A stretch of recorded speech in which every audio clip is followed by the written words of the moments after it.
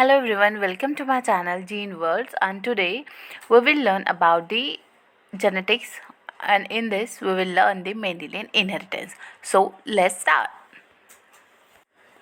So in last video we discussed about the genetics. Okay, we discussed about the genetics, then heredity, then variations, and after that we turn towards the Gregor John Mendel, and we discussed the overall history of the John Mendel, and then we also discussed the why Mendel selected pea plant, and then we all also discussed Mendel's 7 contrasting traits. So now we have to just clear these terms, means जब हम Mendel's की बात कर रहे होते हैं, मतलब Mendel's का वर्क हम डिस्कस कर रहे होता है, स्टडी कर रहे होता है, तो ड्यूरिंग दैट हमें बहुत सारे टर्म्स आ जाते हैं, जैसे कि जीन, ट्रेट्स, जैसे डोमिनेंट है, रिसेसिव है, देन होमोजाइगस, हेट्रोजाइगस, ये सारी टर्म आपको फ्रिक्वेंटली मतलब आपके सामने आती है while you are studying the genetics और you are studying the Mendel's work. Okay, Mendel's work जब भी हम स्टडी कर रहे होते हैं, जब भी पढ़ते हैं, तभी ये सारी टर्म्स आती है. तो ये सारी टर्म्स जो है वो क्या है, ये हमें क्लियर होना चाहिए पहले, ठीक है, बाद में हम इसको यूज़ कर पाएंगे. देन फर्स्ट जो है हम देखेंगे जीन. तो ये तो कॉमन है कि जीन जो है it's segment of DNA. Gene को हम क्या बोलते हैं, it is a segment of DNA. मतलब अब आप एक कंसिडर कर लो, हमारा डीएनए कैसा होता है, डबल हेलिकल स्ट्रक्चर में होता है डीएनए, ठीक है, double helical structure. Suppose this is the DNA, and अभी जो है यहाँ पे जो है मतलब ये वाली जो साइड है, ठीक है, तो यहाँ पे हम क्या करेंगे, सपोज ये पॉइंट है, येलो वाला जो है वो एक पॉइंट है, और इस पॉइंट को हम क्या कहेंगे, यहाँ पे जीन कहेंगे. क्यों कहेंगे, बिकॉज डीएनए का जो एक स्ट्रैंड है, उस स्ट्रैंड पे एक पर्टिकुलर सेगमेंट है, पर्टिकुलर एक पार्ट है, और उस पार्ट को हम क्या कहेंगे, जीन कहेंगे. और इस जीन में ये जो है वो क्या है, ये एक मतलब प्रोटीन बनाने की इंफॉर्मेशन होती है एक स्पेशल जीन में, ठीक है. तो gene is the segment of DNA, जो कि डीएनए के स्ट्रैंड पे एक पर्टिकुलर सेगमेंट और पर्टिकुलर एक पार्ट होता है, उसी को हम जीन कहते हैं, ठीक है. अभी ध्यान में रखिए. और trait, it is a inherited characters. मतलब ट्रेड जो है, मतलब जीन और trait it's a similar word. Okay, then allele. Allele is the alternative form of gene. मतलब अलेल जो है, अलेल्स को हम क्या कहेंगे, alternative form of gene. Suppose ये जो है डबल स्ट्रैंडेड डीएनए है, ठीक है, डबल स्ट्रैंडेड डीएनए है, और आप कंसिडर कर लो कि ये एक क्रोमोसोम है, और एक क्रोमोसोम में जो है क्या है, इस क्रोमोसोम में जो है जीन है. सपोज़ यहाँ पे एक जीन प्रेजेंट है, और यहाँ पे एक जीन प्रेजेंट है. ये वाला जो है ए है, और ये वाला भी ए जीन है, ठीक है, ये वाला भी ए जीन है. तो ये जो है वो क्या होगा, ये अल्टरनेटिव फॉर्म ऑफ जीन होगा, अल्टरनेटिव फॉर्म ऑफ जीन होगा, ठीक है. इसी को हम क्या कहते हैं, अलेल्स कहेंगे. Then dominant, what is mean by dominant. So हम डे टू डे लाइफ में भी इसका यूज़ करते हैं कि मतलब वो बहुत डोमिनेंट हो रहा था या हो रही थी. मतलब आप रिलेट कर पाओगे कि डोमिनेंट का जो मतलब है जनरल पर्पस के लिए हम कहते हैं कि मतलब ओवर एक्सप्रेसिव या बहुत ज़्यादा डोमिनेंट होना, ठीक है. तो डोमिनेंट का मतलब यहाँ पे भी वैसा ही है कि here expresses even in presence of alternative from form. Okay, so like ये डोमिनेट है. सपोज़ कि यहाँ पे जो है, यहाँ पे दिया गया है कि T, T for tall. Okay, यहाँ पे दिया गया है कि टॉल, टॉल ये जो है ये डोमिनेंट है, ठीक है.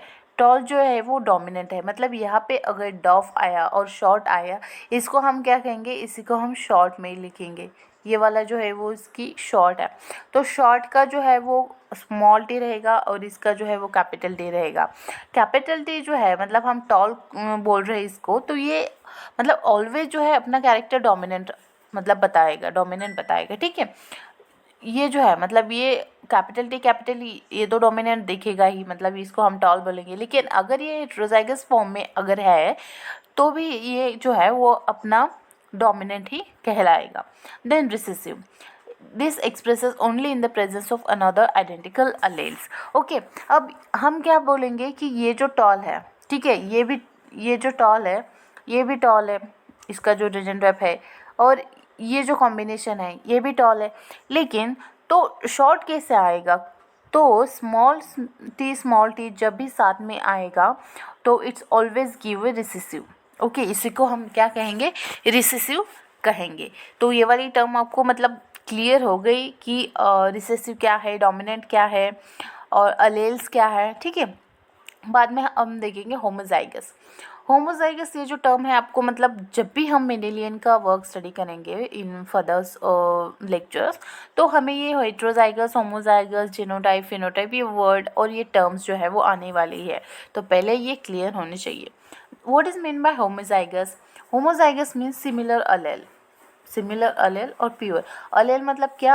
हमने पहले बताया है कि allele is alternative form of gene. देखो यहाँ पे बोला गया है कि ये वाला कैपिटल ए है, स्मॉल ई है, सो ये क्या है? इसी को हम क्या बोलेंगे? This is the alternative form of gene. एक जीन है मतलब ए और ये दोनों ही एक ही जीन है, लेकिन इसमें क्या है? एक कैपिटल ए है, एक स्मॉल ए है, सो ये क्या है? This is the alternative form of gene, ठीक है। Is called as the allele. So homozygous मतलब क्या? Similar allele. इसी को प्योर ट्रू ब्रेस भी कहा जाता है। मतलब यहाँ पे जो है, जो होमोजाइगस हम किसको बोलते हैं, आप देख सकते हो कि these are the homozygous. Okay, ये क्रोमोसोम जो है वो किस कंडीशन में है? होमोजाइगस कंडीशन में है, क्योंकि ये वाला जो पार्ट है ये कैपिटल ए है, ये वाला पार्ट है ये कैपिटल ए। मतलब ये दोनों भी जो है क्या है? सेम कंडीशन में है, मतलब ये दोनों भी कैपिटल है, ये भी जो है दोनों भी स्मॉल है, मतलब this are the homozygous chromosomes. Okay, so what is mean by heterozygous और दी हाइब्रिड। ये वाला ए कैपिटल है, सॉरी। तो ये हेट्रोजाइगस जो है हम इसे हाइब्रिड कहते हैं। Okay, so this called as the hybrid. So homozygous हम इसे प्योर, ट्रू ब्रीड्स और सिमिलर अलेल भी कह सकते हैं। Then genotype. So genotype it is a genetic constitution. मतलब ये हम अब बोल रहे हैं ना कि ये ए है, ये मतलब स्मॉल ए है, तो ये क्या है? इसका जेनेटिक कंस्टिट्यूशन है। अभी हमने मतलब ये वाला एग्जांपल लिया था कि ये जो है T for tall. Okay, T for tall है, लेकिन टॉल जो है वो इसका फिनोटाइप है। टॉल जो है मतलब ये वाला जो है phenotype, it is external appearance like tall, like short. So ये वाला जो है इसका एक्सटर्नल अपीयरेंस है, मतलब ये टॉल है, लेकिन कैपिटल टी अगर होगा तो टॉल ही होगा। तो ये जो है, ये हमें जो अल्फ़ाबेट दिख रहा है ये जीनोटाइप है, मतलब ये जेनेटिक कंस्टिट्यूशन है। इसका जो फिनोटाइप जो है वो डिपेंडेंट होता है किस पे? जीनोटाइप पे। Phenotype is always dependent on the genotype. मतलब जैसा जेनेटिक कंस्टिट्यूशन होगा उससे हमें एक्सटर्नल अपीयरेंस होगा, मतलब टॉल है, शॉर्ट है, रेड है या वाइट है, एक्सेट्रा, ठीक है। तो ये सारी चीज़ें होमोजाइगस, हेट्रोजाइगस, जीनोटाइप, फिनोटाइप ये आपको समझ में आनी चाहिए, क्योंकि अगले वीडियो में हम देखेंगे, हमें प्रॉब्लम सॉल्व करना है और मेंडल का जो भी वर्क है वो मतलब ये जो टर्म है बार बार यूज़ में आता है। तो आई होप कि ये सारे टर्म्स आपको क्लियर कर मतलब होंगे, सब कुछ आपको समझ में आया होगा। और इसका जो नेक्स्ट वीडियो है हम बाद में मेंडेलियन का जो भी वर्क था वो सारा डिस्कस करेंगे। Okay, thank you.